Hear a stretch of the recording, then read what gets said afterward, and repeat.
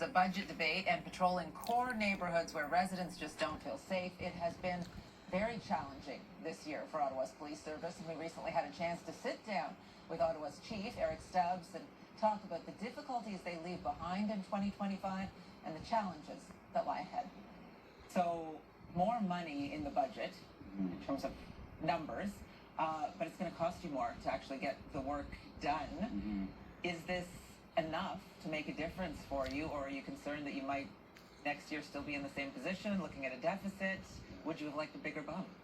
Yeah, yes, most police chiefs, and there's always a need for more. And there's no doubt here in Ottawa, we have a lot of demands on the Ottawa Police Service, such a growing, sprawled out community, capital of Canada with so many major events and demonstrations. There's a lot on the police service right now, and the budget that we've put forward, we're certainly pleased that we'll be able to deliver on a number of our key initiatives, and also, pay for a collective bargaining agreement that got signed this year as well too. So there's increases in salaries, but there's no doubt that our budget will be strained. There'll be a lot of stress under it in 2026. It's up to us to try to manage that as best we can. As we look at the Byward market, for example, we're here in the Byward market. Let's talk about it. And of course, we've talked about it all year. There's talk about more of a presence of police officers getting to know this neighborhood and the policing hub going in at Reveiw Centre that a lot of people thought would make a difference. And yet here we are in December and have been talking about private security and the city funding some of that to try to make people feel like they are safe down in the market. Is this a situation where if you could just throw more money, more officers at it, you could actually clean up the market once and for all? Well, first of all, I'll talk about the private security. Like, obviously, the more that we have down here to assist with safety, be it social agencies, outreach workers, ambassadors, private security, police, the help of businesses and the residents, we'll be better for it. It'll be a safer community. There's no doubt about it. Obviously, more officers will help. We're actually, on December 15th, we're assigning 14 additional police officers will be assigned to our neighborhood resource teams in the downtown core. That's not just the Byward market, that'll be into Centertown as well too, to help with that proactive Where policing. a lot of the problem has shifted from the market into Centertown. Some of it has shifted. There is a lot of new people in town as well, Patricia, in the vulnerable population that have come from other communities, and that's contributed to the issues in Centertown as well too. But we're going to have more presence here over the Christmas season, and we're also going to layer and build that up as the snow goes away and spring comes. We're going to have more resources coming into the market as well too.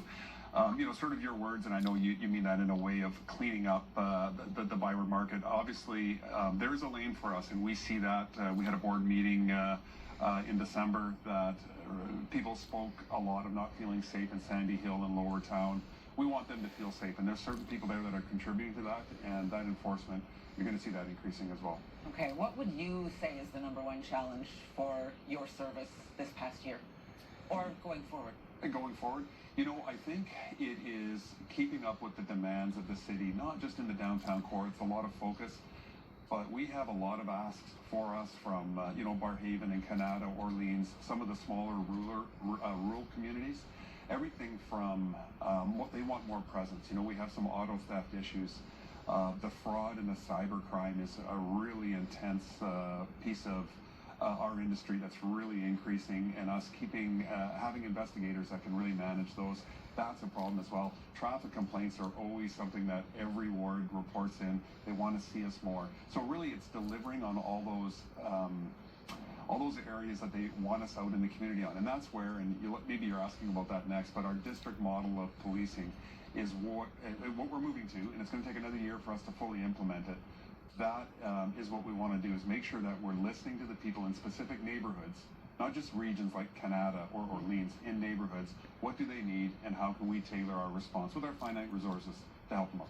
Yeah, well, I do want to ask about that. It's going back to a model that is similar to what we've seen before. Right. Does it just put the officers closer to the people in those communities?